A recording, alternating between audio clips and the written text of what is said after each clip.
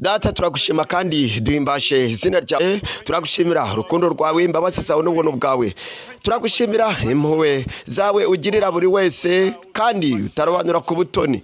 Mwami ndasenze nsaba kugira ngo uyu mwanya ijambo ryawe ricengere kandi ribashe kugirira umumaro umutima buri wese na buri wese mu izina rya Yesu. Mwami ndasenze nsaba kugira ngo ijambo ryawe rikore icyo wagambiriye mu mutima wa buri wese, ubuzima bwa buri wese, mu matorero yacu hirya no hino, kuri buri wese uteze amatwi iri jambo mu izina rya Yesu. Senze mu izina rya Yesu. Imana ibahe umugisha, mushobora kwicara.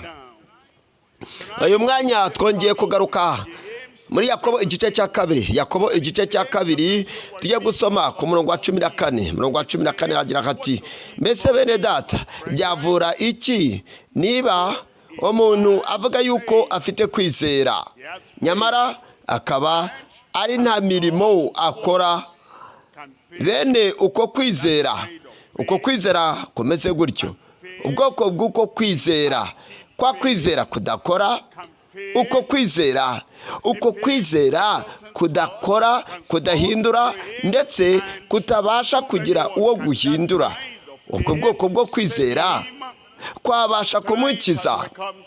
Ubwo tuje muri Yakobo igice cya kabiri murongo wa 14 kugeza kwa 17 tujye kureba icyigisho kivuga ngo kwakira ubuntu bw'Imana no kubukomeza. Kubwo kwizera kuzima atari ukwizera gupfuye. Niba hari ikintu dukwiriye kuvuga, niba hari ikintu dukwiriye kwiga, niba hari ikintu dukwiriye kujya twiyibutsa buri gihe mu ijambo ry'Imana, ni ibintu bibiri. Icya mbere ubuntu, icya kabiri kwizera. Ukizwa ute? Kubw'ubuntu, kubwo kwizera. Ni gute dushikama mu Mana? Si kubw'imbaraga z'umubiri, ahubwo ni kubw'ubuntu, kubwo kwizera. Twezwa dute? Ni gute tuba abera? Ni gute twitegura kuzabana n'Imana mu ijuru? Ni kubw'ubuntu, kubwo kwizera. Dushikama dute mu Mana? Dukurikira umwami Yesu, dukorera Imana, tutareba hirya no hino, tudasubira inyuma. Ni gute? Ni kubwo kugira ubuntu bw'Imana no kwizera. Twihangana dute? Ni gute twihanganira ibigeragezo? Ni gute twihanganira amakuba? Ni gute twihanganira ibitutsi? Twihanganira ibitugeraho byose. Ni kubwo kwizera ndetse n'ubuntu bw'Imana. Ibyo nibyo tugiye kureba nonaha. Tuze mu Befeso 2:8 hagira hati: mwakishijwe n'ubuntu kubwo kwizera. Ese icyo si ingirakamaro? Mwakishijwe n'ubuntu kubwo kwizera. Ibyo twagira byose, ibyo twakwifuza byose, ndetse nuko twashaka ko ibyifuzo byacu bisubizwa, ibyo byose ni kubw'ubuntu no kwizera. Hanyuma iri jambo rirongera rikavuga ngo ntibyavuye kuri mwe, ahubwo ni impano y'Imana. Ni impano y'Imana, ubuntu bw'Imana, iby'Imana iduha, amasezerano y'Imana, ndetse n'ibintu biza biturutse kuri Karuvariyo bikaza mu mitima yacu ndetse no mu buzima bwacu. Ibyo byose tubihabwa kubw'ubuntu bw'Imana ndetse no kwizera. Tujye kureba rero iri jambo ry'Imana kugira ngo turebe uburyo twakira ubuntu bw'Imana kandi n'uburyo dukomeza ubuntu kubwo kwizera kuzima atari ukwizera gupfuye. Turareba ingingo 3 muri ubu butumwa. Ingingo ya mbere, ubuntu buhindura. Ubuntu bw'Imana burahindura. Hari abantu badasobanukirwa ko ubuntu bw'Imana buhindura, bagatekereza ko ubuntu bw'Imana bureka Adamu agakomeza kubaho ngaho. Batekereza ko ubuntu bw'Imana bureka uko kwangirika kukahaguma. Batekereza ko ubuntu bw'Imana bakomeza gutanga inzitwazo nyuma y'agakiza, ngo njyewe ndi umunyabyaha kubw'ubuntu bw'Imana. Oya, nta muntu uba umunyabyaha kubw'ubuntu bw'Imana, nta wuba mubi kubw'ubuntu bw'Imana. Ntabwo kugira ngo dukore amabi mu buzima bwacu dukenera ubuntu bw'Imana. Ntabwo kugira ngo tube babi mu buzima bwacu dukenera ubuntu bw'Imana. Ntabwo kuba twarangiritse muri twebwe mu mitima yacu dukeneye ubuntu bw'Imana butuma dukomeza kwangirika. Oya, ubuntu iyo buje burahindura, umuntu agahinduka. ubuntu buhindura kubwo kwizera nyakuri gufata icyemezo. Kabiri, kwangiza ubuntu bw'Imana. Hari abantu bangiza ubuntu bw'Imana, bari bata ubuntu bw'Imana, basuzugura ubuntu bw'Imana. Bibiliya ivuga yuko bagakandagira n'umwana w'Imana. Bibiliya ivuga ko hari abakandagira, hari abasuzugura, hari abatesha agaciro, bagatuma ubuntu bw'Imana buba ubusa, buba impfabusa. Abo ngabo bakangiza ubuntu bw'Imana. Kwangiza cyangwa kuribata, gukandagira, kwangiza ubuntu kubwo kugira kwizera gupfushe, kubwo kwizera gupfuye mu buzima bwabo. Urumva ibyo? Hari abantu bapfuye muri bo. Ku byo kumenya ni abapfu, ku byo kumenya ijwi ry'Imana ni abapfu, kubwo kumenya ikintu icyo ari cyo cyose cyo mu buryo bw'umwuka, ndetse n'ubutumire batumirwa bwo kugira ngo baze mu bwami bw'Imana, ugasanga ni abapfu. Hari abo usanga ku masezerano y'Imana n'umuhamagaro w'Imana w'uburyo dushobora kuguma no gushikama mu buntu bw'Imana ndetse no mu kubaha Imana itanga ku bwa Kristo, usanga harimo abatabizi, abatabiha agaciro bitewe n'uko ari abapfu bapfuye bahagaze. Gatatu, kunesha. Ubuntu bw'Imana butanga kunesha. Umuntu akanesha ibishuko, akanesha ibigeragezo, akanesha ibishuko, akanesha amakuba, ingorane. Urumva? Ubuntu bw'Imana buduha kunesha ibyo twahura nabyo, imibabaro, ingorane, amakuba, ibigeragezo byose. Ubuntu bw'Imana buduha kunesha kubw'ubuntu bw'Imana. Kunesha ubuntu bw'Imana bunesha kubwo kwizera kwihariye gutandukanye. Iyo ubuntu bw'Imana bukugezemo, bukugira utandukanye. Henoki yari abufite, kandi yari atandukanye n'abantu babayeho mbere y'umwuzure. Nowa yari itandukanyije kuko yumvise ijambo ry'Imana, yumva ko hari urubanza rugiye kuza, yubaka inkuge kugira ngo abo mu rugo rwe bazarokoke. Aburahamu nawe yari itandukanyije, aba utandukanye kubwo kumvira kwe.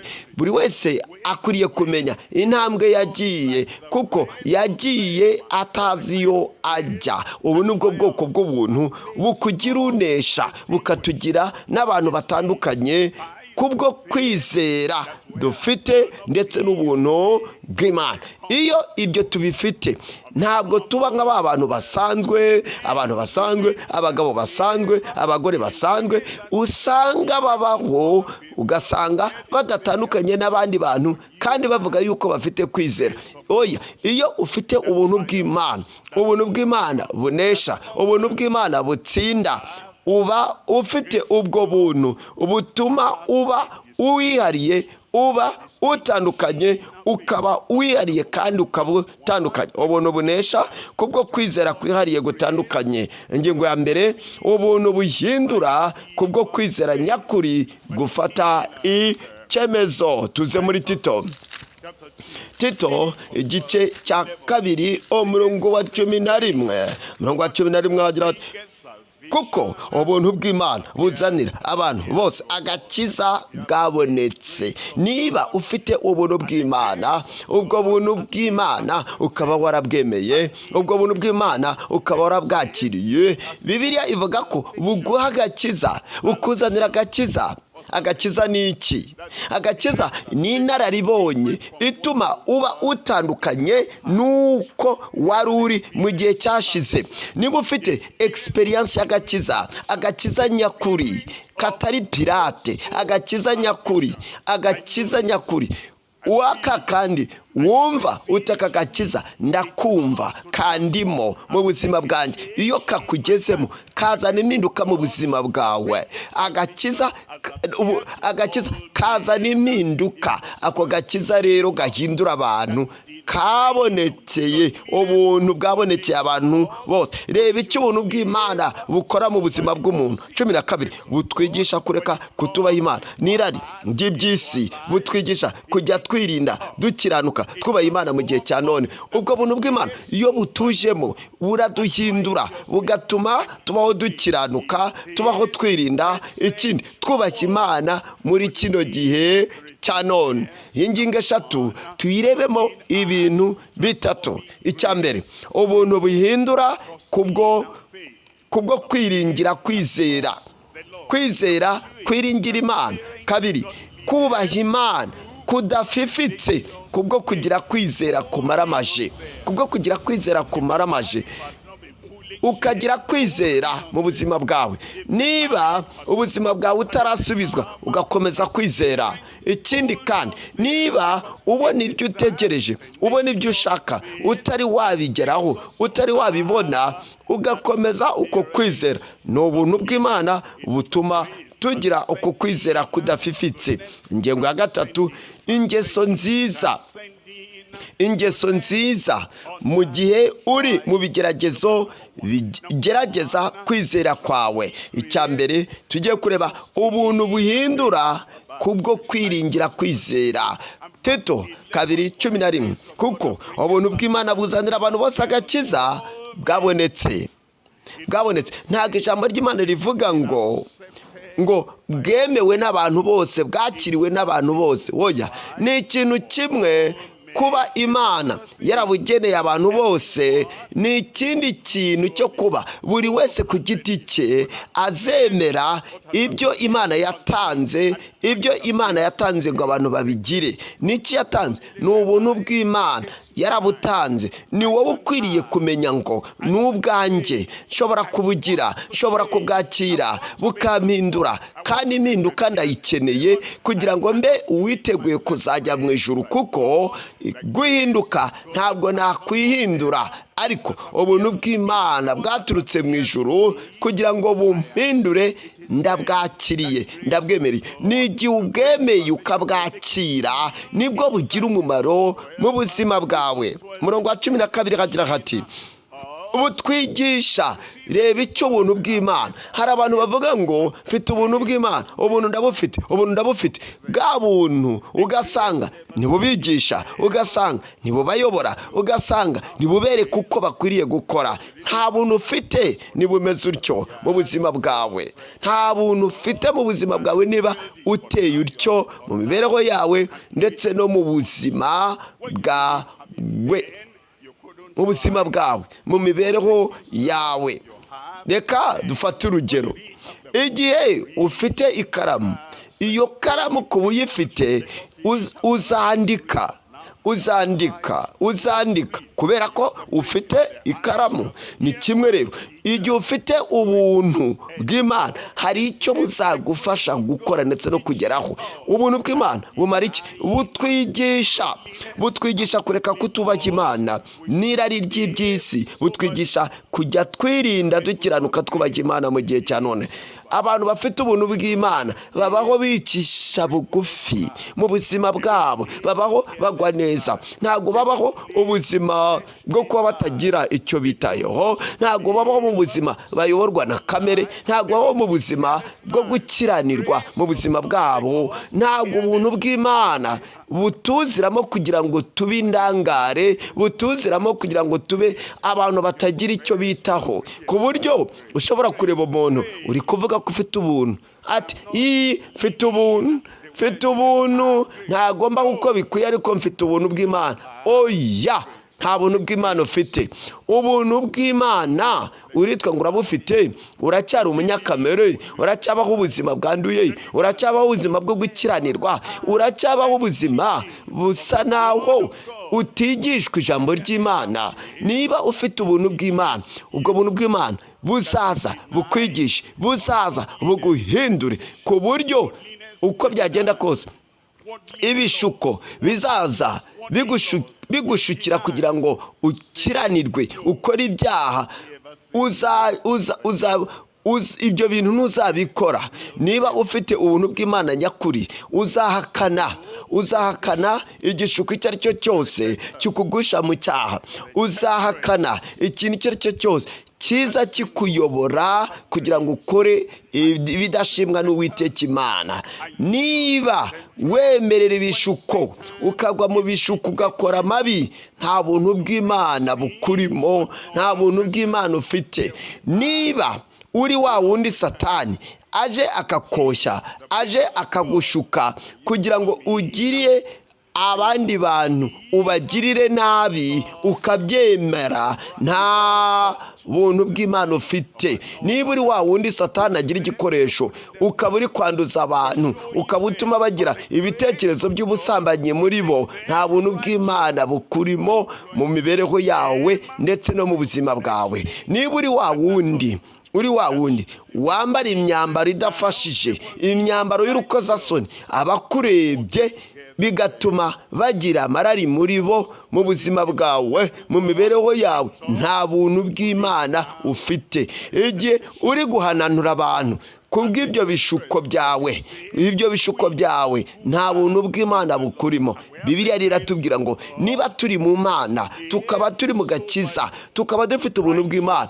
tuzabaho twirinda, dukiranuka, duca bugufi, twubaha Imana muri kino gihe cya none. Mbese ufite kwemezwa ukavuga uti iyi ngeso yanjye ni mbi, iyi mibereho mbayeho ni mibi, ndabizi. Ese niki nakora? Niki nakora muri kino gihe cya none? Uti nzakomeza nkora ibyaha. Oya, akira ubuntu bw'Imana, nibukugeramo buzaguhindura mu mibereho yawe. Abaroma 12 umurongo wa 2. Abaroma 12 umurongo wa 2. Kandi ntimwishushanye n'ab'iki gihe, n'ab'iyi si mu buzima bwawe bwite. Ntukishushanye n'ab'iyi si mu rushako rwawe, ntukishushanye n'ab'isi mu rushako rwawe, mu bukwe bwawe, muri mariage yawe. Ntukishushanye n'ab'isi, ntugakore nk'ab'isi mu buzima bwawe no mu mibereho yawe. Tubona uko abo mu isi bakora, abo mu isi bagenza, abo mu isi uko babayeho. Bibiliya ivuga ko tudakwiriye kuba nk'abo. Niba twarakiriye ubuntu bw'Imana, turabwirwa ngo ntutukishushanye n'ab'iyi si, n'ab'iki gihe. Ndetse igihe uvuga uti igihe maze kuba narakijijwe, nanjye ubwanjye muzi inkuru yanjye mbere y'uko nakira agakiza, nari umuhungu mu mabyiruka yanjye udashoboka mu buzima bwanjye, haba mu rugo, haba ndetse no mu mibereho yanjye, nguko uko narindi. Ariko mu buzima bwanjye naje kwakira impinduka mu mibereho yanjye. Papa na mama ntibakiriho, ariko nkiri muto biyushye icyuya mu buzima bwanjye, yaba papa yaba mama. Abo babyeyi banjye bombi bari bazi uburyo nari ngoye. Ndibuka ko nigeze kubwira ababyeyi banjye, niba gushaka bimeze gutya bitewe n'abo nari mbonye, ndavuga nti ntabwo nzigere nshaka mu buzima bwanjye, mu mibereho yanjye. Hari umuntu mama yaranzaniye, umukobwa yaranzaniye kugira ngo nzamushake. Ndavuga nti niba uku ariko ibintu bimeze, sinzigere nshaka mu buzima bwanjye. Nyuma yaho naje kwakira ijambo ry'Imana. Muri uku kwakira ijambo ry'Imana ndahinduka, ngira impinduka yo mu buzima bwanjye. Nyuma yaho nibwo naje kubwira papa, ndamubwira nti uko byagenda kose, ndibuka ko papa arafite abagore benshi, nibwo namubwiraga nti uko byagenda kose rero papa, ntabwo Imana yemerera abagore benshi. Ntabwo ari afite ubuntu bw'Imana bwo kugira ngo abe yahinduka mu buzima bwe, mu mibereho ye. Ariko nguko uko isi yakoraga. Menya ko igihe nkijijwe ntazakora nk'uko ab'isi bakora muri uko gushaka abagore benshi. Nguko uko ijambo ry'Imana rivuga. Ibyo nari nzi nuko nakiriye agakiza, nkakakira kubw'ubuntu bw'Imana no kwizera, kandi mu kukakira ibintu mu buzima bwanjye byahise ko bihinduka. Nagiye ku ishuri, njya kwiga ku ishuri, batubwiraga ko nta Mana iriho, ari abahakanamana. Ntabwo ibyo nabyakiriye, nta nubwo nabyemeye, nabyemeye. Ku ishuri hari ibitabo nakuraga mu isomero ntaragakizwa, simbisubizeyo, ndetse n'amabaruwa umuyobozi yandikaga narayasomaga, nkayasoma, noneho nkasomera papa, batubwiye ngo tugure iki, kandi ubwo narabeshyaga mbeshya papa, ntari nakizwa. Nyuma y'agakiza namenye ko ibyo nakoraga bidashobora kumpesha ijuru, ubwami bw'Imana. Nibwo najyaga ku muyobozi w'ikigo twigagaho, ndamubwira, ndikiranura, ndavuga nti muyobozi, nari umujura, najyaga kwiba ibitabo simbisubize, ndetse kandi dore ibyo nakoraga n'ibinyoma, ndabyatura byose, ndihana, ndikiranura, ntunganya byose. Noneho umuyobozi w'ikigo aravuga ati, ubura umuhungu mwiza, uri umwe mu bahungu, mu banyeshuri banjye beza hano kuri iki kigo cy'ishuri. Yego, nkwiriye kubikwaturira. Ngicyo icyo ubuntu bw'Imana ubukora mu buzima bw'umuntu, iyo bwakugezemo buraguhindura. Nanone nikiranuye kuri papa, ndamubwira nti rero papa, najyaga mu myambaro yawe nkiba amafaranga, ikindi narazaga nkanakubeshya yuko ku ishuri badutumye ibintu tugura, nkubeshya kugira ngo nibonere amafaranga yo kwirira. Nguko rero uko kwikiranura nagukoze kubera ubuntu bw'Imana bwari bwaraje mu buzima bwanjye. Bibiliya rero nuko ivuga ngo nimukishushanye, nimugakore nk'ab'iki gihe, nk'ab'isi, ahubwo muhinduke rwose mugize imitima mishya, kugira ngo mumenye neza ibyo Imana ishaka, ari byo byiza, bishimwa kandi bitunganye rwose. Bigiye kuba mu buzima bwa buri wese. Ubeho ubuzima budafifitse, buboneye, butunganye kandi bwahindutse. Ingingo ya kabiri, kubaha Imana kudafifitse kubwo kugira kwizera kumaramaje. Kubaha Imana kudafifitse kubwo kugira kwizera kumaramaje. Ukubaha Imana dufite, niba ari kwa kubaha Imana ugira imbere y'abantu kugira ngo bamenye yuko wubaha Imana. Igihe inshuti zawe noneho zidahari, igihe bene so na bashiki bawe badahari, igihe abantu bakubaza bakakubwira bati, niki gituma urimo gukora utyo, niki gituma uri kwitwara utyo, niki gituma uri gukora ikintu cyagusha mu bishuko abandi bantu. Rero niba turi abakiranutsi imbere y'abantu gusa, aho abantu bakureba, ariko waba uri aho batakureba ugakora amabi, icyo gihe nta buntu bw'Imana tuba dufite. Igihe wumva kubohotse gukora ibyo wishakiye, igihe uri mu ibanga aho abantu batakubona, ntabwo ibyo ari ukubaha Imana kudafifitse. Turebe Abaheburayo 10:32. Twegera intebe y'ubuntu bw'Imana dufite ibyiringiro, ndetse n'imitima yacu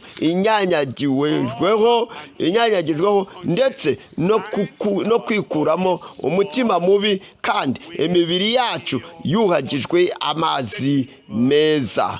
Umurongo wa 23 hagira hati, dukomeze ibyo twiringira, ibyo twizera, tudashidikanya, tutanyeganyega, kuko iyasezeranije ariyo kwizerwa. Iyasezeranije niyo kwizerwa. Bitewe n'ibyo yadusezeranije niyo kwizerwa. Petero wa kabiri igice cya mbere umurongo wa 3. Petero wa kabiri igice cya mbere umurongo wa 3. Petero wa kabiri igice cya 3 hagira hati kuko imbaraga z'ubumana bwayo ubuzima tubayeho ntabwo tububaho kubw'imbaraga za kimuntu, ntabwo tububaho kubw'ubwenge bw'umubiri, ntabwo tububaho bitewe n'imbaraga z'umubiri. Ubuntu bw'Imana, iyo ubuntu bw'Imana buje mu mitima yacu butuma tubaho kubw'imbaraga z'Imana, kuko imbaraga z'ubumana bwayo zatugabiye ibintu byose bizana ubugingo no kubaka Imana, tubiheshejwe no kumenya neza waduhamagarishije ubwiza bwe n'ingeso ze nziza. Imana iduhamagarira kugira ngo tugire ingeso nziza. Hari abantu bavuga ko bafite ubuntu bw'Imana ariko ubuzima bwabo bukaba bushidikanywaho, ubuzima bwabo bukaba bwuzuye ibibi, ubuzima bwabo bukaba budasobanutse.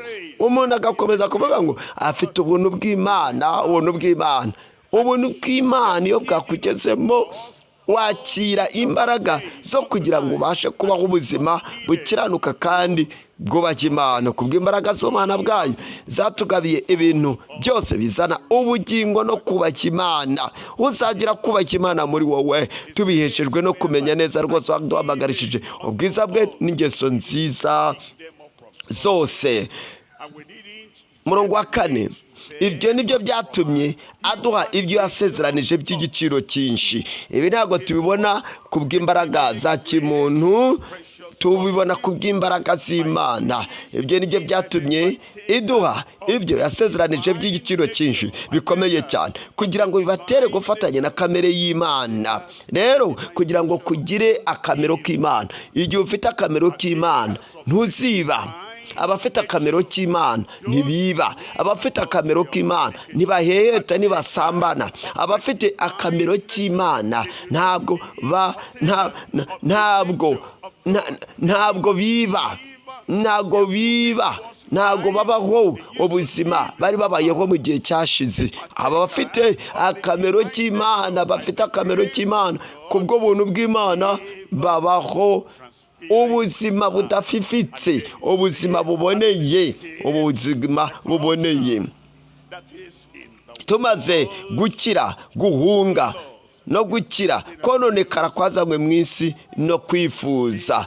Niba ukiregwa yuko wiba amafaranga, ukiregwa yuko wiba amafaranga ku kazi, ukiregwa yuko wiba amafaranga muri banki, ukiregwa yuko amafaranga atarayawe ukayafata, ukayabika, ukayatwara, nta gakiza ufite, nta buntu bw'Imana buhindura ufite mu buzima bwawe. Kuko iyo ubwo buntu bw'Imana butugezemo dukira ibyanduza ndetse no kononekara kuri muri iyi si kubwo kwifuza. Tuze ku kintu cya gatatu muri iyi ngingo ya mbere. Tujye kureba ingeso nziza mu gihe uri mu bigeragezo bigerageza kwizera kwawe. Ingeso nziza igihe uri mu bigeragezo. Hari ingeso nziza umuntu agira kubw'ubumuntu bwe. Bamwe muri twebwe usanga dukunze kuvuga ngo kanakuriya ni ingeso nziza. Izo ngeso nziza ni za kimuntu. Uyu mukobwa ni ingeso nziza zivuye mu bumuntu bwe. Ariko hariho ingeso nziza zirenze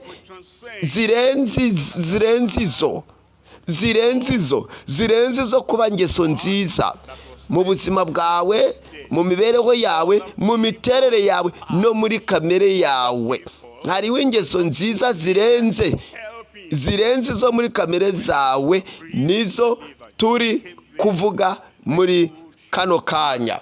Igihe umuntu avuze ko ari umusamariya mwiza, mwibuke wa mugani w'umusamariya mwiza.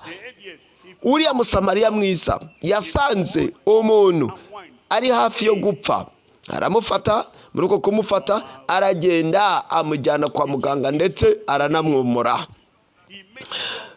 Urabona yanakoze n'ibishoboka byose, anatanga n'amafaranga, kandi ntiyari amuzi mu buzima bwe.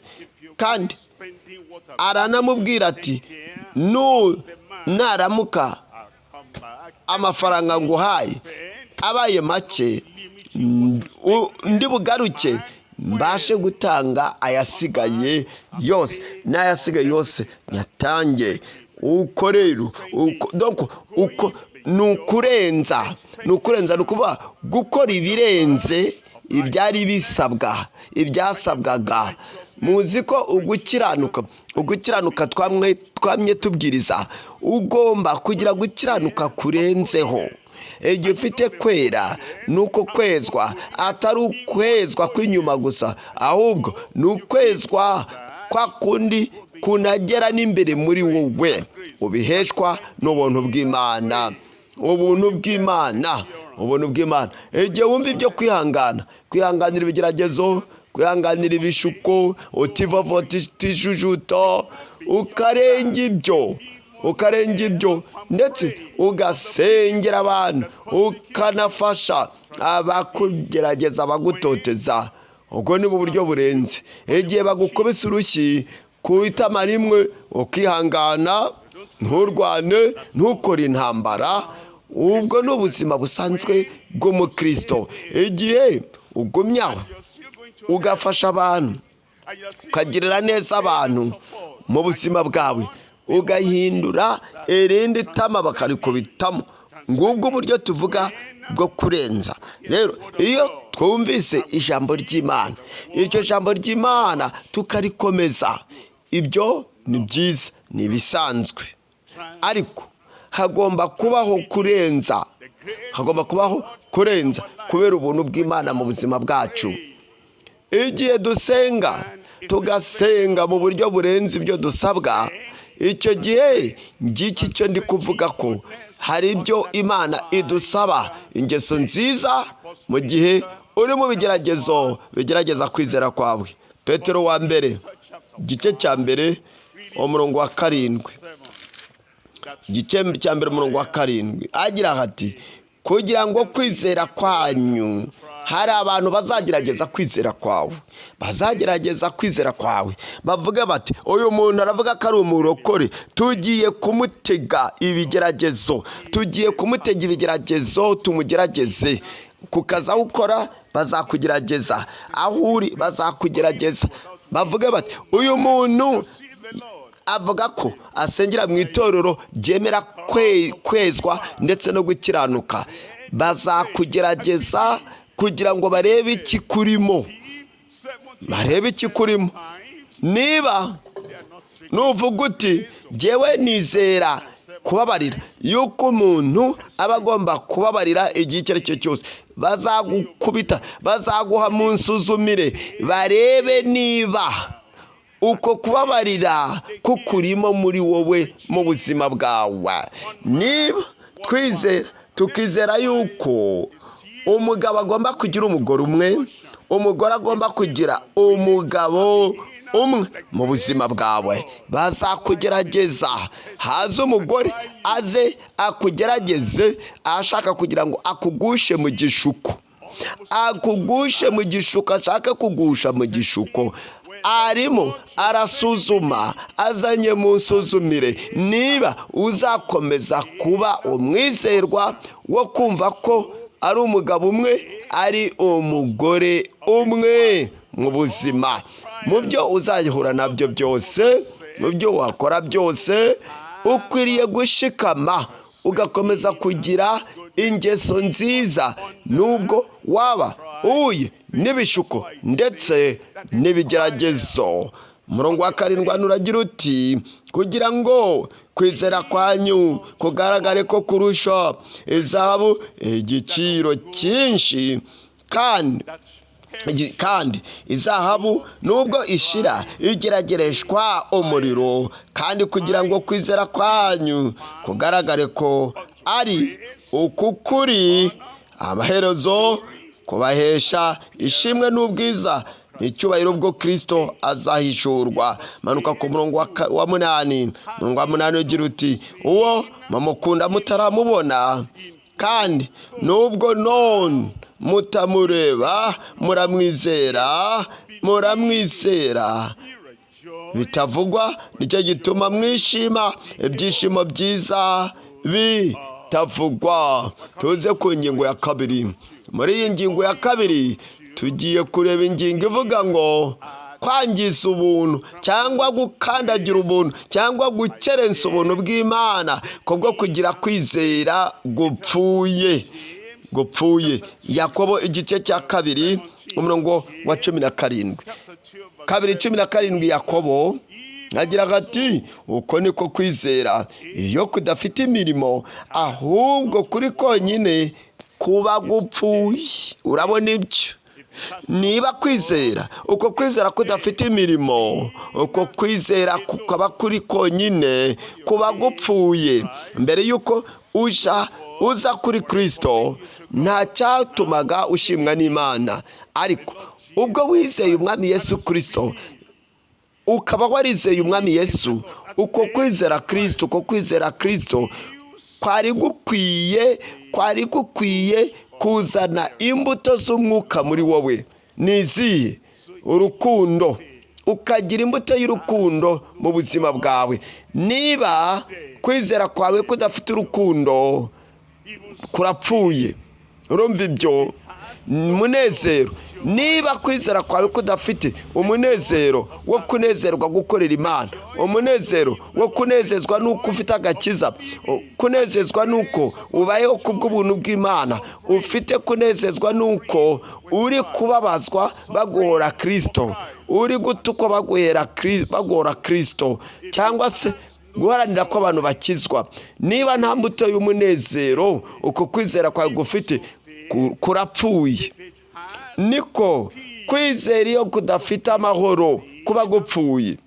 Nta mahoro imbere muri wowe, nta mahoro ubanye n'Imana, nta mahoro ubanye na mugenzi wawe, nta mahoro ubanye nabo mu rugo rwawe, nta mahoro ubanye n'abantu muri kumwe. Ukaba uhora utekereza uburyo uzihorera, uburyo uzihimura. Uko kwizera kwawe uvuga ko ufite kurapfuye. 17. Uko niko kwizera iyo kudafite amahoro kuba gupfuye. Niko uko kwizera iyo kudafite ukwihangana, ukaba uri wa muntu w'umunyaburakari, ufigira umujinya w'umuranduranzuzi, ku buryo akantu gato, ijambo rito rituma urakara, rituma usambuka ukarakara. Muri wowe ukaba utagira kwihangana, mu buzima bwawe. Ugasanga n'ibintu bitakureba byaguhangayikishije mu buzima bwawe, urimo urakora nk'umuntu ushaka kubika ibintu, nkaho ushaka guhungabanya ibintu. Uko kwizera kutagira kwihangana kurapfuye mu buzima bwawe. Wigeze utekereza ibyo ushaka duharanira kugeraho mu buzima bwacu? Mu buzima bwacu harimo abantu usanga badafite kwihangana mu byo bashaka kugeraho mu buzima bwabo. Niba kwizera ufite kudafite kwihangana, uko kwizera kurapfuye. Uko kwizera kurapfuye mu buzima bwawe. Nicyo kimwe nuko kwizera iyo kudafite ingeso nziza kuba gupfuye mu mibereho yawe ndetse no mu buzima bwawe. Niba uri aho ukaba wenda ufite imyaka 50, undi afite imyaka 70, none wowe imyaka 50 ugasanga ntiwitaye kuri uwo musaza w'imyaka 70, umukecuru w'imyaka 70, urashaka kumufata nk'ufata umwana muto wiga muri primaire. Nta ngeso nziza ufite, nta bugwaneza ufite, nta kwicisha bugufi ufite mu buzima bwawe. Igihe uko kwizera ufite kutagira kwizerwa, kutagira kuba inyangamugayo, uko kwizera kuba gupfuye kuko kuri konyine. Kwizera kwacu gukwiriye kubyara ikintu cyiza, ikintu gifatika, ikintu kigaragara, ikintu gishimishije ku bantu turi kumwe tubana nabo. Yuda igice cya mbere umurongo wa 4. Yuda igice cya mbere umurongo wa 4. Yuda ni igice kimwe gusa, turasoma umurongo wa 4. Umurongo wa 4 ugira uti, kuko hariho bamwe baseseye muri mwe rwihishwa, bagenewe kera gucirwa witeka, ni abantu batubaha Imana, bahindura ubuntu bw'Imana yacu isoni nke, bakihakana Yesu Kristo ari we wenyine databuja n'umwami wacu. Bakihakana Yesu Kristo ari we wenyine databuja n'umwami wacu. Aba ni babandi usanga bari bakandagira, basuzugura, bahindura ubuntu bw'Imana ubusa mu buzima bwabo. Ubuntu bw'Imana bakabuhindura ububaha umudendezo wo gukora ibyo gukiranirwa, wo gukora ibibi, bakavuga ko bafite ubuntu bw'Imana, ariko ubwo buntu ntabwo ari ubuntu bubasunikira gukora ibyaha byo gukiranirwa.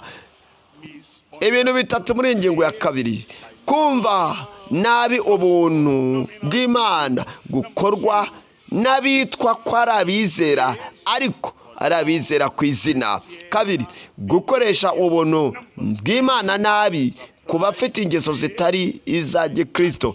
3, gukoresha ubuntu bw'Imana nabi kw'inyamaswa bantu. Ingingo ya mbere, kumva nabi ubuntu bw'Imana gukorwa n'abitwa ko ari abizera ariko akaba ari abizera ku izina, ku kanwa. Yakobo igice cya 2 umurongo wa 19. Umurongo wa 19 ugira uti, wizera yuko Imana ari imwe rukumbi. Ibyo ni byiza, ariko abadayimoni nabo barabyizera bagahinda imishyitsi. Abakristo ku izina gusa, ku kanwa baravuga ngo twizera yuko Imana iriho. Ese utitizwa n'ijambo ry'Imana igihe uvuga ngo ndizera Imana? Ese iyo Mana urizera ko yohereje umwana wayo w'ikinege, yuko inzira imwe rukumbi ari iyo kwizera umwana w'Imana w'ikinege ari we Yesu Kristo? Igihe uvuga uti ndizera Imana, ese wizera yuko ubuzima bwawe buri mu maboko y'Imana? Igihe uramutse uvuye kuri iyi si ukizera yuko wavaho, wapfa igihe icyo ari cyo cyose mu buzima bwawe, ibyo ukora byose, ibyo uvuga byose, uko wifata kose, wizera yuko ibyo bibi ukora ndetse n'ibyo bibi uvuga yuko Imana irakarira umunyabyaha buri munsi. Ese wizera yuko gukiranuka kw'abantu ni kutarenga, gukiranuka kw'abanditsi n'ukw'abafarisayo batazinjira mu bwami bw'Imana? Ese ibyo urabyizera? Kuvuga yuko twizera ibyo biba byerekana yuko twemera ijambo ry'Imana uko riri, uko ringana. Kandi igihe mwibuke ko kubaho kw'Imana n'abadayimoni bazi ko iriho. Nowa yumvise Imana imubwira yuko abazi inkuge kubera yuko yari igiye kuzana umwuzure. Bibiliya ivuga ko yari afite kwizera ndetse no gutinya urubanza rugiye kuza. Ukutinya, dukwiriye gutinya yuko hari urubanza ruzamanuka. Dukwiriye gutinya yuko dushobora gupfa dutunguwe. Dukwiriye gutinya gupfa dupfiriye mu byaha. Dukwiriye gutinya gupfa dupfiriye mu bujura. Dukwiriye gutinya gupfa dukiranirwa. Ukamenya neza yuko ukwiriye kwihana, ukizera Imana mu buzima bwawe. Kandi uko kwizera wizera Imana, ugomba kwizera, ukagira kwizera kuguhesha kwakira ubuntu bw'Imana buguhindura. Ntabwo dukwiriye kubaho nk'abantu batekereza yuko nta rubanza ruzaza, nta bihano bizaza, ntibikwiriye gukorwa gutyo. Bene ibyo bikorwa na ba bandi b'abanyedini bari aho gusa. Hoseya igice cya 8, Hoseya igice cya 8 umurongo wa 3. Hoseya igice cya 8 umurongo wa 3. Isirayeli yaretse ibyiza, umwanzi nawe azamuhiga. Abisirayeli bahoraga bavuga turi bene Aburahamu, turi urubyaro rwa Aburahamu, ariko inyigisho z'ijambo ry'Imana, amategeko y'Imana bakayakandagira ntibayiteho. Umurongo wa 12, naho namwandikira iby'amategeko yanjye nkageza ku bihumbi 10, yayareba nk'ikintu cy'inzaduka. Bizeraga Imana, ngewe ntabwo ndumuhakana Imana, ngewe nizera Imana yuko ariyo yeremye ijuru n'isi. Ndetse ntunatitire bitewe n'uko utumvira, wigomeka ukigomeka ku mategeko y'umuremyi waremye ijuru n'isi. Ku iherezo mu buzima bwawe ndetse no mu mibereho yawe, iri jambo ryagusohoraho rivuga ngo nabandikiye iby'amategeko yanjye nkageze ibihumbi 10, ariko bakayafata nk'ikintu cy'inzaduka. Wowe uri aho ijambo ry'Imana nurifata nk'ikintu cy'inzaduka, mbe wa mugabo we, mbe wa mugore we, aho nufata ijambo ry'Imana ukarifata nk'ikintu cy'inzaduka. Niba ijambo ry'Imana rivuga yuko umugabo n'umugore bagomba kubana akaramata bakazabatandukanywa n'urupfu, aho wowe ntubifata nk'ikintu cy'inzaduka mu buzima bwawe. Ni umugabo n'umugore, ntabwo ari umugabo ku mugabo, ntabwo ari umugore ku mugore. Ni umugabo n'umugore, nibo bagomba guhuzwa mu rushako, mu gushakana, kandi bakazatandukanywa n'urupfu. Igihe tuvuga tuti kujya mu ijuru no kugira ngo umuntu azabashe kuguma mu gitabo cy'ubugingo, umugabo agomba kugumana n'umugore we bakabana akaramata. Nguko uko ijambo ry'Imana rivuga. Hari abavuga ngo pastor ntuzongere kutwigisha ibyo, nutwigisha ibyo nta n'umwe uzakizwa. Abo ni abafata ijambo ry'Imana bakarifata ko ari inzaduka. Aho rero nibo basorwaho n'iri jambo ngo nawe nabandikira iby'amategeko yanjye nkageza ku bihumbi 10, yayareba nk'inzaduka, nk'ikintu cy'inzaduka. Abo ni bande? Ni babandi b'abanyedini, ni babandi bavuga ko ari abizera ariko bakaba ari abizera ku kanwa ndetse no ku izina gusa. Icya kabiri, gukoresha ubuntu nabi ku bafite ingeso zitari za Gikristo. Bani babandi batekereza ko ubuntu bw'Imana butwikira byose, buhisha byose. Urumva ibyo? Ingeso zitari za Gikristo bakumva ko ubuntu bw'Imana buza bugatwikira. Urumva ibyo? Arabumva bakomeza gukora amabi bagatekereza yuko ubuntu bw'Imana bazakomeza kubugira kandi bugatwikira ibintu byose. Kuba uri aho ukaba uri wa wundi ukunda kwiruka mu bagore, ukunda gukwesha abana n'abagore mu buzima bwawe, ugatekereza yuko ibyo wabikora kandi ukavuga ko ufite ubuntu bw'Imana. Nta buntu bw'Imana ufite. Icyo urimo ni ubusambanyi, ni ubuyeyesi, ni amabi mu buzima bwawe ndetse no mu mibereho yawe. Ni ukubaho uyobowe n'iyo kamere ya Adamu mu buzima bwawe. Hari abantu bafata ubuntu bw'Imana bakabuhindura ubusa, hakavuga ngo ngewe nguko uko nabaye, nguko uko nkora, nguko uko nteye, nta mpinduka. Ubwo buntu bw'Imana burahindura. Ubwo uvuga ko bufite, ntabwo ufite kuko wagahindutse. Abakorinto ba mbere 15 umurongo wa 2. Abakorinto ba mbere 15 umurongo wa 2 hagira hati kandi mugakizwa nabwo niba mubukomeza nk'uko nabubabwirije, keretse mwaba mwarizeye ubusa. Ndasenze ntuzizerere ubusa. Ndavuze ngo ndasenze ntuzizerere ubusa. Turebe icya gatatu. Icya gatatu aho tugiye kureba gukoresha ubuntu bw'Imana nabi ku nyamaswa abantu. Kuri abantu bagaragara baboneka nk'aho ari inyamaswa, ariko abo bakitwa inyamaswa abantu. Tubirebe muri Yuda, Yuda igice cya mbere umurongo wa 4. Yuda 4, Yuda umurongo wa 4. Kuko hariho bamwe baseseye muri mwe rwihishwa, bagenewe kera gucirwaho iteka. Nk'itorero dukwiriye kuba maso, nk'itorero dukwiriye gukanura tukaba maso, nk'itorero dukwiriye gufungura amaso tukabona tukareba, kubera yuko usanga hari abantu baba baduseseyemo, abagabo baduseseyemo ndetse n'abagore baduseseyemo rwihishwa, rwihereranwa hano kubwo buntu bw'Imana. Twizera Bibiliya. Ikindi, Bibiliya turayigisha. Ikindi, Bibiliya turayibwiriza, tukabwiriza ijambo ry'Imana. Amakuru yose ukwiriye kugira ni amakuru dukwiriye kuguha, watwumvanye.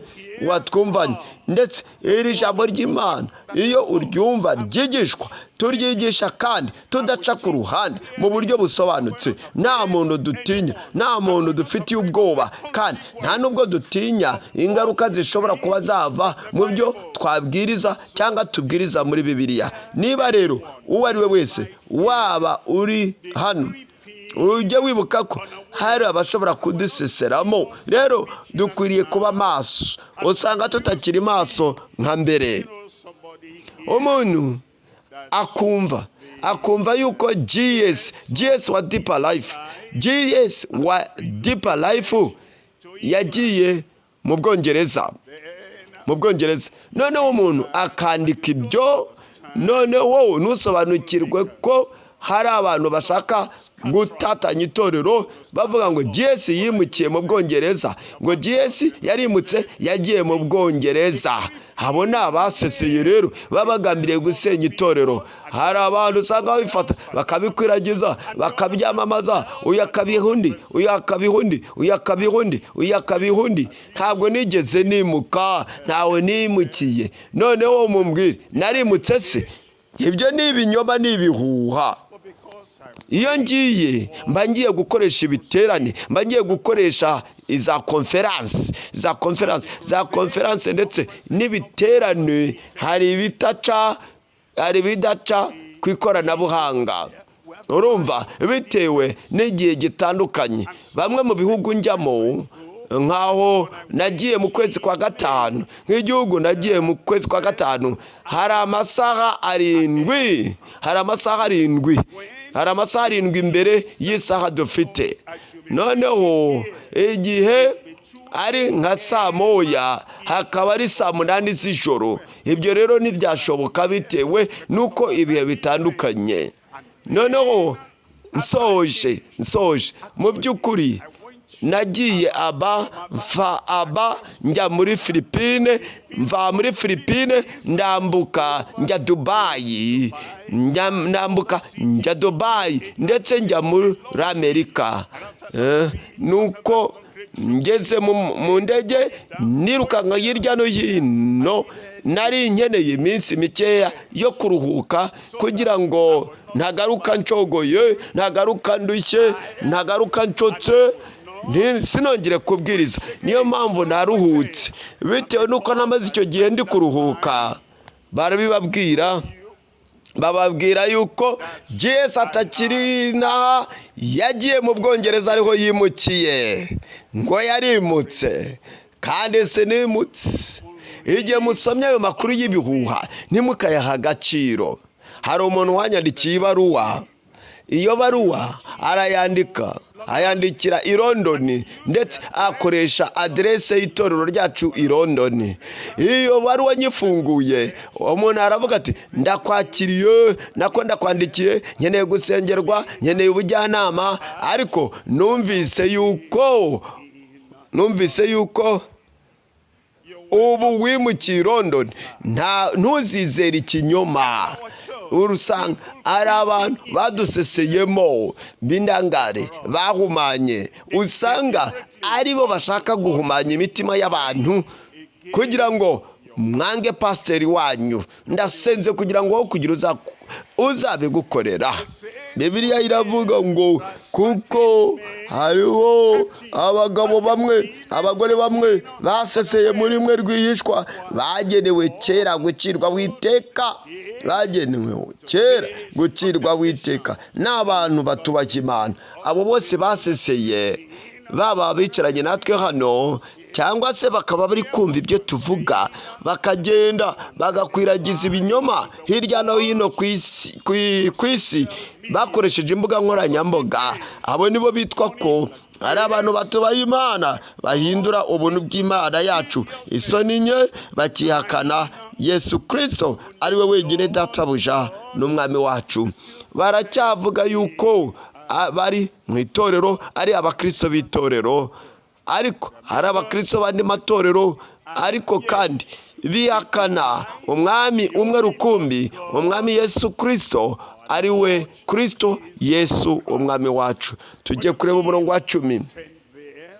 Umurongo wa 10 hagira hati, ariko abo bantu batuka ibyo batazi ndetse n'ibyo bazi. Abo bantu batuka ibyo batazi ndetse n'ibyo bazi, babwirijwe na kamere yabo. Mu by'ukuri abo ngabo bagaragazwa yuko ari nk'inyamaswa abantu, barabyiyononesha nk'inyamaswa zitagira ubwenge. Manuka ku murongo wa 12. Umurongo wa 12 hagira hati, abo ni intaza mu isangira ryanyu ryo gukundana. Mu isangira ryanyu ryo gukundana, iyo basangiye namwe, bagasangira namwe, bagisangira namwe ibyiza, bigaburira badatinya, n'ibicu bitagira amazi bijyanwa hose n'umuyaga, n'ibiti bikokotse bidafite imbuto, n'ibiti bikokotse bidafite imbuto, byapfuye kabiri, byaranduwe, byapfuye kabiri, byaranduwe, byapfuye kabiri, byapfuye inshuro ebyiri. Bapfiriye mu byaha ndetse no mu bicumuro mbere y'uko bavuga ko baza ku Mana. Bamaze kumenya Imana baba bazima muri Kristo, ariko baza kugwa basubira inyuma, barongera baba bapfu. Niyo mpamvu banavuga ngo bapfuye kabiri. Niyo mpamvu havuga yuko bapfuye kabiri bazakurwaho. Reba umurongo ukurikiraho 13. N'umuraba wo mu nyanja ushega, babira ifuro ari ryo ibiteye isoni byabo, n'inyenyeri zizerera zibikiwe umwijima w'icuraburindi iteka ryose. N'umwijima w'icuraburindi iteka ryose. Ubuntu bw'Imana iyo buje mu buzima bwacu, tuba dukeneye gusobanukirwa ubwo buntu kandi ntitubwumve nabi. Dukeneye kubukoresha nabi, ntitugakoreshe nabi ubuntu bw'Imana. Ubuntu bw'Imana ntitukabukoreshe nabi, ahubwo tujye tubukoresha neza kugira ngo tutabukoresha nabi, bityo tugahura n'umujinya n'uburakari bw'Imana. Ubuzima bwawe baho kubw'impinduka, baho kubw'ubuntu bw'Imana, ariko utabutesha agaciro. Tugeze ku ngingo ya 3 ariyo ya nyuma y'ubutumwa bwacu, ubuntu bunesha kubwo kwizera kwihariye gutandukanye. Ubuntu bunesha kunesha kubwo kwizera kwihariye ndetse gutandukanye. Ubwo buntu bw'Imana buza buturutse ku Mana, kandi kubwo buntu bw'Imana iyo butugezemo turanesha, tukanesha ubuzima bwashize, tukanesha uburyarya bwo mu buzima bwashize, tukanesha urwango ndetse no gusharira bwo mu buzima bwashize. Iyo ubuntu bw'Imana butugezemo, buduha kunesha umushinja no gucirwaho iteka ko mu gihe cyashize. Ubuntu bunesha kubwo kwizera kwihariye gutandukanye. Abaroma igice cya 5 umurongo wa 1. Abaroma 5 umurongo wa 1. Nuko rero ubwo twatsindishirizwa no kwizera, dufite amahoro ku Mana kubw'umwami wacu Yesu Kristo. Manuka ku murongo wa kabiri. Umurongo wa kabiri ugira uti wadushyikirije inde? Umwami Yesu Kristo, uwo wadushyikirije ubu buntu dushikamyemo kubwo kwizera, ngo tubone uko twishimira ibyiringiro byo kuzabona ubwiza bw'Imana. Iyo ubwo buntu butubonekeye, iyo ubwo buntu butugezemo, buduhesha kwegera Imana. Ikindi kandi tukazabasha kubona Imana mu maso yayo, kandi tukananezezwa no kuzabona ubwiza bw'iyo Mana. Timoteyo wa mbere igice cya mbere umurongo wa 14. Timoteyo wa mbere igice cya mbere umurongo wa 14, umurongo wa 12, umurongo wa 14. Kandi ubuntu bw'Umwami wacu bwarushijeho kunsagirizwa bufatanyije no kwizera n'urukundo rubonerwa muri Kristo Yesu. Ubu ni bwo buntu buzaguhesha kunesha. Turebe ibintu bitatu mu gusoza ubu butumwa ku ngingo ya 3. Icya mbere, kunesha isi n'iby'isi kubwo buntu bwo kwizera. 2, kunesha intege nke zacu no gucumura ku bushake kubwo buntu no kwizera. 3, guhindura abandi bazerera mu butayu kubwo buntu bwo kwizera. Turebe iya mbere.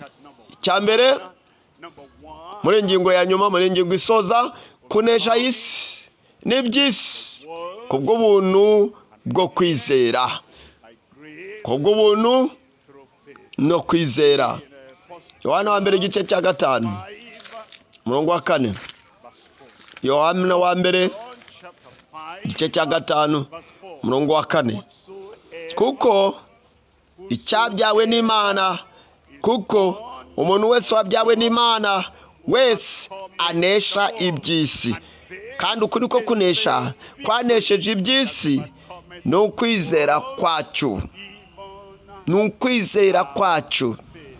Ni iki kinesha isi iby'isi?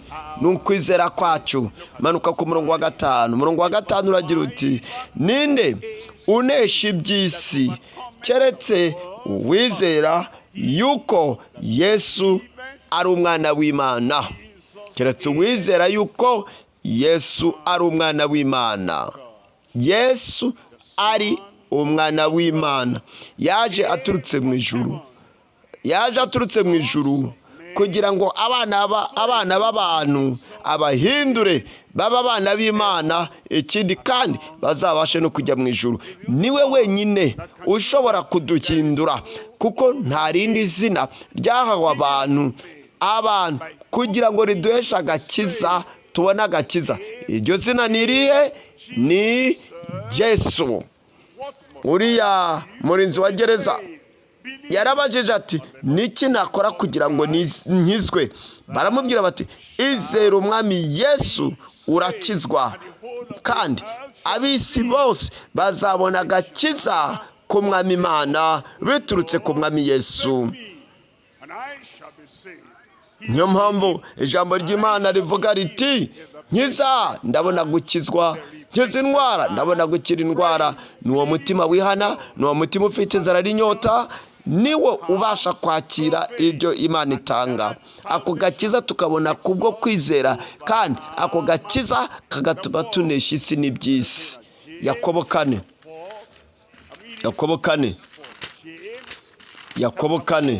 umurongo wa 4. Yakobo 4 umurongo wa 4 agira hati, yemwe basambanyi namwe basambanyikazi. Ibyo bishatse kuvuga iki?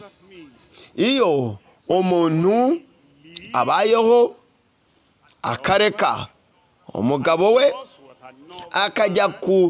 akajya kuryamana n'undi mugabo, ibyo abagiyemo ni ubusambanyi.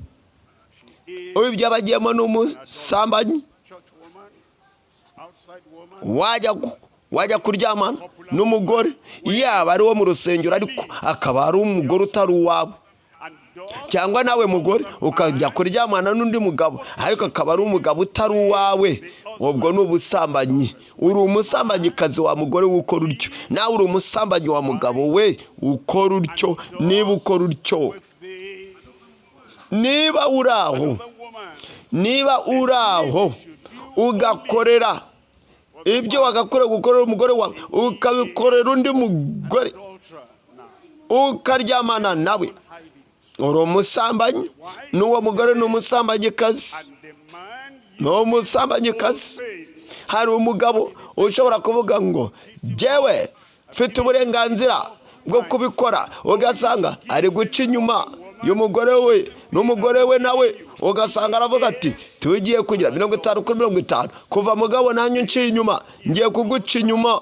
ibyo ni ubusambanyi. Bibiliya iravuga ngo bene abo ngabo ni abasambanyi n'abasambanyikazi. Bibiliya rero ni iki tubwira? Hari ubundi busambanyi bwo mu buryo bw'umwuka. Twebwe tuzi ko Kristo yadutangiye ikiguzi yatanze cy'urupfu, yapfuye ku musaraba i Karuvariyo.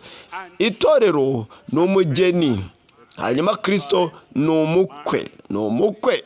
Umuntu rero w'umugabo, umugeni wa Kristo, umugore w'umugeni wa Kristo, ataye umugabo we Kristo akajya kuba inshuti y'isi, akajya gukunda isi, ubwo ni ubusambanyi bwo mu buryo bw'umwuka. Ni ubusambanyi bwo mu mwuka. Ukoze ibyo aba ari umusambanyi cyangwa se umusambanyikazi mu buryo bw'umwuka. Biravuga ngo yemwe basambanyi, namwe basambanyikazi, ntimuzi yuko ubucuti bw'iby'isi butera kwangwa n'Imana. Nuko rero umuntu wese ushaka kuba inshuti y'iby'isi aba yihinduye umwanzi w'Imana. Dukeneye kunesha ibi, byaba ari ibintu bito, cyaba ari ibyo wakoraho, cyangwa ari uguhobera, cyangwa ari ibyo wakora. Rero uba ugomba kubyirinda. Irinda umugore utari uwawe, irinda umugabo utari uwawe. Turebe Yohana wa mbere igice cya 2. Yohana wa mbere igice cya 2 umurongo wa 15. Ntimugakunda iby'isi, imicezo yabo, imbyino zabo, indirimbo zabo, ibisindisha byabo, amasigara yabo, amatabi yabo, ibiyobyabwenge byabo, urwo rumogi bwabo, iyo minsi mikuru yabo. Ntimugakunde iby'isi cyangwa ibiri mu isi. Umuntu nakunda iby'isi, uwo ari we wese, pasitori uwo ari we wese, umukristo uwo ari we wese, umukozi w'Imana wese, umuntu uwo ari we wese, umugore uwo ari we wese, yaba ari mu itorero cyangwa uwo ari we wese, umuntu nakunda iby'isi. Gukunda Data wa twese ni kuba kuri muri we, ntabwo kuba kuri muri we mu buzima bwe. Umurongo wa 16 hano haratubwira kuko ikiri mu isi cyose,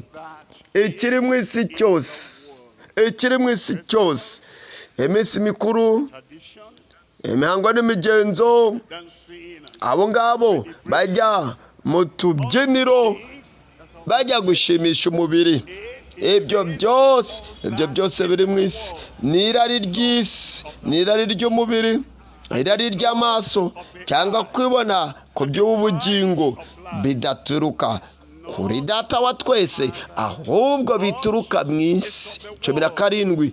Kandi isi irashirana no kwifuza kwayo, ariko ukora ibyo Imana ishaka azahoraho igihe kingana iki? Iteka ryose. Azahoraho iteka ryose. Amena.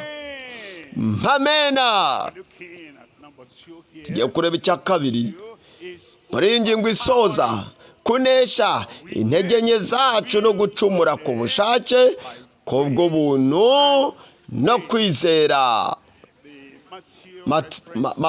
Imirongo yo muri Matayo ivuga Petero. yevuga Petero, umwami Imana, umwami Yesu yamubwiye ibizamubaho, ariko aravuga ati ntabwo ibyo bishoboka, nzagukurikira kugera ku rupfu, nzagukurikira kugeza ku rupfu. Yesu ati senga aba maso Petero, kubera yuko mwuka ushobora kuba ubishaka ariko umubiri ukagira intege nke. Genda ujye gusenga Imana. Umwami Yesu Kristo yaramubwiye, amubwira amweruriye ati dore bizakubaho nibi. Umuti nuko wakwakira ubuntu bw'Imana no kwizera, nuko wajya gusenga Imana kugira ngo ubashe kunesha, ubashe guhindura, ubashe gutegeka izo ntege nke z'umubiri mu buzima bwawe. Muzi uko byagenze, ntabwo Petero yabyemeye, ntabwo yabyakiriye. Rero nkwiriye kubabwiza ukuri, niyo mpamvu nigisha nkababwiza ukuri, kugira ngo umenye uko uhagaze n'ukuri, bityo ubashe kumenya ibyo ukosora mu buzima bwawe, umenye ibyo Imana iri gutunga agatoki mu buzima bwawe no mu mibereho yawe. Ntukwiriye gucugusa intugu no kuzunguza umutwe uvuga ko atari wowe. Urumva ibyo? Ubuzima bwawe, gukora ibyo ushatse mu buzima bwawe n'ubutagondwa mu buzima bwawe, wabinesha kubw'ubuntu bw'Imana no kwizera. Uzanesha. Vuga uti nzanesha. Icya gatatu tugiye kuvuga guhindura abandi bazerera mu butayu kubw'ubuntu no kwizera. Guhindura abandi bazerera mu butayu kubw'ubuntu bwo kwizera. Abo bazerera mu butayu usanga ari inzererezi mu butayu, ariko Imana ishimwe yuko mu butayu Yosuwa atakurikije abandi. Imana ishimwe kuko Kalebu atakurikije abandi. Kalebu na Yosuwa baravuze bati reka tuzamuke tujye muri icyo gihugu kuko turashoboye rwose, dushobora kunesha kandi tuzanesha. Ndavuze ngo tuzahindura imigambi y'umwanzi mu buzima bwacu, tuzanesha. Ariko abandi bafashe icyemezo baravuga bati oya, tugiye kuzerera muri ubu butayu, twihamire muri ubu butayu. Ushobora kuba uri umuntu uri hafi, none undi mu buzima bwawe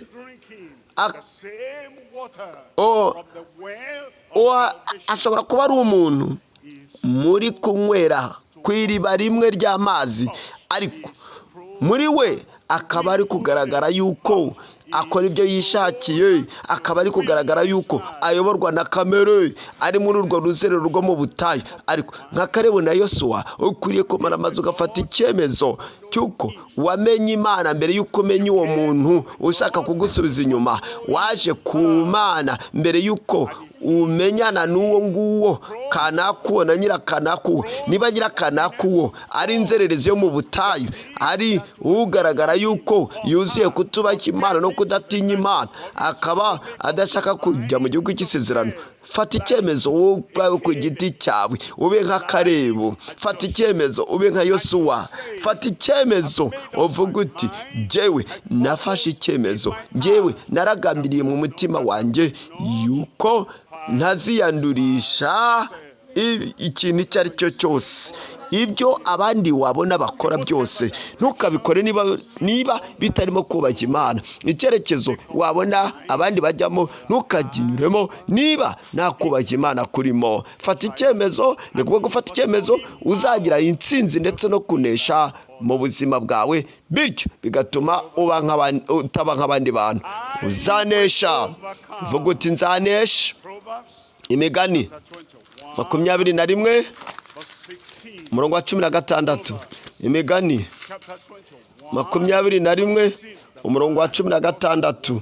Umuntu, umugabo cyangwa umugore ujarajara akava mu nzira y'ubwenge azaba mu iteraniro ry'abapfuye. Iteraniro ry'abapfu.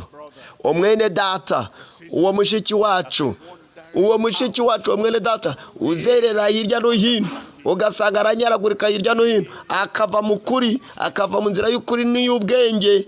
Iherezo rye ni uko azaba mu iteraniro ry'abapfapfa. Nagumamo kuzageza ku kuza k'umwami Yesu, ibyo umuntu aba yarakoze byose, yarumvise byose, bizaba ari impfabusa. Bizaba ari impfabusa nubwo aboneka nk'umwizera, aboneka nk'umukristo, ariko bitewe n'uko ari injarajazi azerera hirya no hino, azagera mu iteraniro ry'abapfu. Napfa ameze atyo, akira atyo, ibyo umuntu yaba yarakoze, yaba yarakoreye ubusa umurimo yaba yarakoze, yaba warapfuye ubusa. Kanaku, nyirakanaku nakomeza kuguma muri iryo teraniro ry'abapfu kugeza igihe ahuye n'urupfu rw'umubiri, uwo abazaba mu muriro iteka n'iteka byose. Zaburi 119. Zaburi 119. Zaburi 119. 119. Zaburi 119. Zaburi 119 umurongo wa 10. Nagushakishije umutima wose, ntukunde ko nyoba ngo ndeke ibyo wategetse. 11. Nabiki ijambo ryawe mu mutima wanjye kugira ngo ntagucumuraho, kugira ngo ntagucumuraho. Ijambo ry'Imana twumva, ijambo ry'Imana twumva riba rikwiriye kuzana impinduka mu mitima yacu, riba rikwiye kuzana impinduka mu buzima bwacu. Ikindi, riba rikwiriye gutunganya ubuzima bwacu ku buryo tugira akamero k'Imana mu mibereho yawe n'ubuzima bwacu. Ubu niba ugaragara yuko ukijijwe, ntago wagasubiye inyuma ngo ujye gufata isigara. Urumva, Satani ibyo arabizi, ntago aricyo gishuko azakuyoboramo. Ubu ngubu ubwo wakijijwe, ntabwo wajya muri ibyo byo gusiga iminwa y'ab'isi n'ayo maherena y'isi, ndetse nuko kuboha imisatsi ushyirayo mameshe, ndetse no kudefiriza by'ab'isi. Ibyo Satani azi ko atabigufatisha, ahubwo azareba ibindi ashobora kuba yagufatisha. Niyo mpamvu ukwiriye kumva ijambo ry'Imana, niryo rizagufasha, niryo rizakuyobora. Murumva ibyo, nabikiye ijambo ryawe mu mutima wanjye kugira ngo ntagucumuraho. Mpereza amena. Nyabuneka ibi ngiye kuvuga ntibibakomeretse. Urabona ibyo, iyo dusoza ubutumwa nkavuga nti mureke dusenge, noneho tugahaguruka tukubika imitwe, sinzi ibyo dukora. Bamwe ugasanga nta gusenga, arimo aratekereza mu buzima bwe. Nkunze kumva inshuro nyinshi ubutumwa twabwirije mu myaka 30 ishize, myaka 40 ishize. Urumva ibyo, ndayifite muri kompiyuta yanjye ndetse no muri telefone yanjye. Iyo ngumvise, iyo ubutumwa burangiye, abantu barasenga. Ayo masengesho ushobora kuba wayumva muko byari bimeze mu myaka 30 yashize, ariko uyu munsi wa none tugiye gusenga. Ntabwo kandi ukuriye gusenga kugira ngo ushimishe, ukuriye gusenga kugira ngo ugire ubuntu bugushoboza gushyira mu bikorwa ibyo uba umaze kumva mu ijambo ry'Imana. Uba ukwiriye gusenga kugira ngo ugire kwizera kuzima, ugire kwizera gutuma ukora iby'Imana ishaka, kandi uko kwizera kukabasha kuba mu mutima wawe, mu buzima bwawe no mu mibereho yawe. Ndibuka muri iyo minsi ya kera, ubwo narangizaga kubwiriza, ubwo nasozaga kubwiriza, wenda uwo munsi cyangwa icyo cyumweru, umuntu akaza akambwira ati rero pastor, ngira icyo nkubwira cy'ubuhamya. Inyigisho za Bibiliya z'ubushize, icyigisho wigishije wasaga nkaho wavuze ibyanjye, nkaho ari umuntu waje kukubwira ibyanjye. Ariko pastor, nyamara kumva ubutumwa narasenze ndihana, ubu mu buzima bwanjye harimo impinduka. Uyu munsi niko bikwiye. Ntawe ukwiriye gukomeretswa n'ijambo ry'Imana umuntu aba yabwirije ntacyo mpfa nawe, nguko uko namye ndi kandi sinzahinduka, munsengere kugira ngo sinzahindure iyo myifatire. Rero ngomba kubabwiza ukuri, nkayibagisha ukuri. Mureke duhaguruke tujye imbere y'Imana dusenge. Twese duhaguruke kugira ngo ibyo twumvise byose tuze imbere y'intebe y'ubuntu bw'Imana, bityo dusenge kugira ngo iyo Mana iduhe ubuntu no kugira ngo tube abakiri ijambo ry'Imana mu bikorwa. Kwizera gupfuye, kwizera kwica, kugira ngo kutazagira n'umwe muri twe guhindura. Mureke tugire ubuntu buhindura,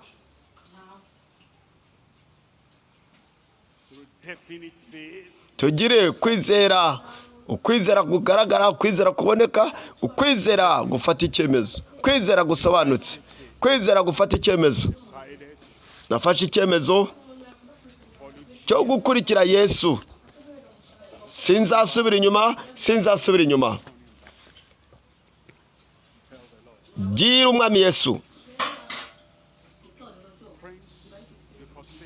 Inshuti zishobora kunta, zishobora kuntera umugongo, zishobora kunyirengagiza. Inshuti zishobora kuntererana, ariko nafashe icyemezo cyo gukurikira Kristo. Sinzasubira inyuma.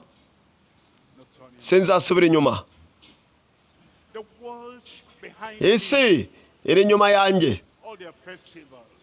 iby'isi biri inyuma yanjye, imihango yabo, imigenzo yabo, ibyo bakora, imigenzereze yabo, uburyo bakora,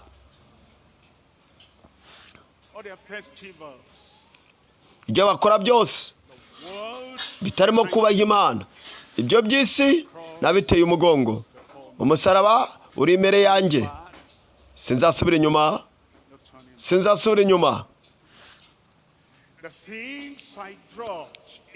Ibyo nataye, natandukanye nabyo mu gihe cyashize, nyamara kwakira ubuntu bw'Imana bumesha agakiza, ibyo natandukanye nabyo bishobora kuza bikagaruka bigakomanga urugi, ariko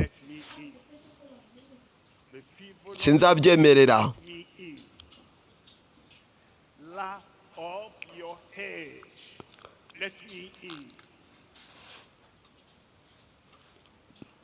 Ndakomeje mu rugendo rwanjye.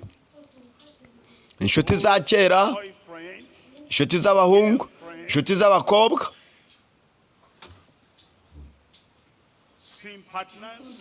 abo twakoranaga ibyaha, igihe bashatse kugaruka sinzabaha umwanya. Nafashe icyemezo cyo gukurikira Yesu. Sinzasubira inyuma. Kwizera kugaragara, kwizera gukomeye, kwizera gufata icyemezo.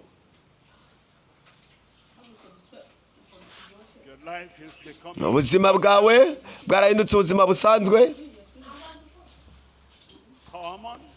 Ubuzima busanzwe buri aho,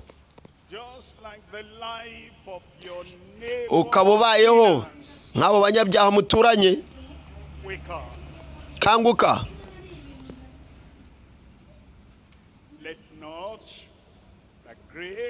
Ubuntu bw'Imana bwo gupfa ubusa butandukanye.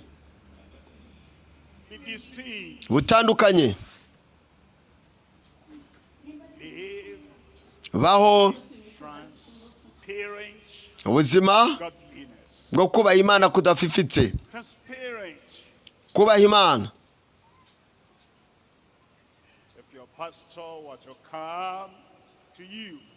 Pastor wawe aramutse akugezeho, aho ukora ku kazi, aho uri mu rugo, akitegereza aguhagaze inyuma ku rutugu, ibyo urimo gusoma What are you viewing? ibyo uri kwitegereza, ibyo uri kureba. The pastor will not have any cause Ese pasitoro to be sorrowful. ntabwo yagira agahinda mu mutima bitewe n'ibyo uri kureba n'ibyo uri kumva? Life, Reka ubuzima bwawe bube ubuzima budafifitse, bube ubuzima bufite kubaha Imana.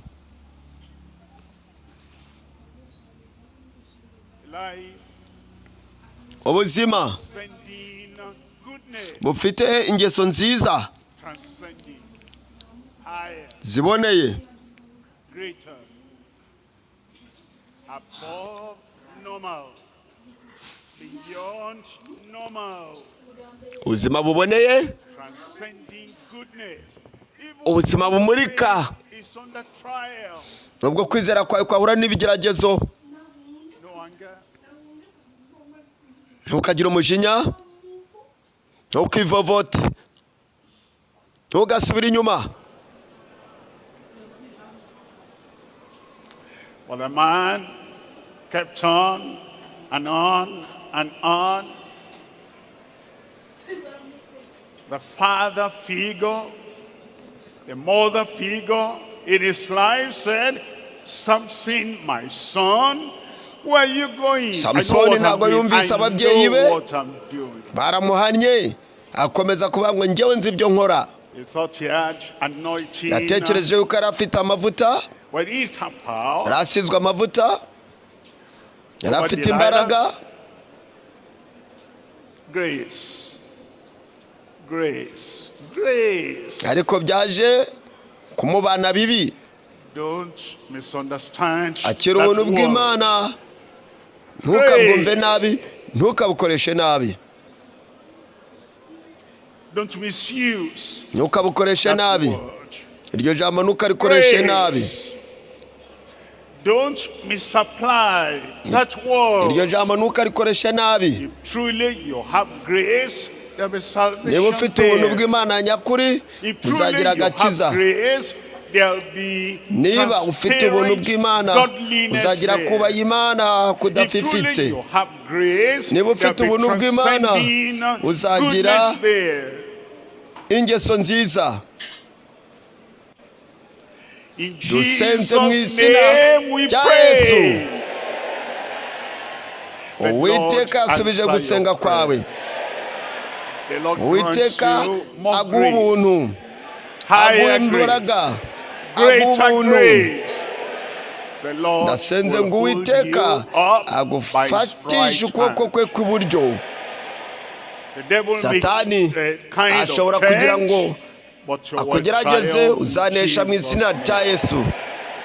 Father, Data, in the mighty mu izina name of rikomeye Jesus, rya Yesu, we thank you for turagushimye kandi turagushimira everyone, every buri child wese of Mana, God, buri every mwana w'Imana, brother, buri every mwene data, sister, buri every mushiki wacu, minister, buri every mugaragu wawe, pastor, buri every mupasitoro, worker, buri everyone mukozi, buri literally. wese Mana. Lord, show Mwami your Mana, love garagaza higher urukundo and rwawe, higher, arushaho greater kujya and ijuru, greater, arushaho brother and gukomera. brother, Mwami for Mana, no kwaguka everyone in kuri buri wese mu Jesus' izina rya name. Yesu.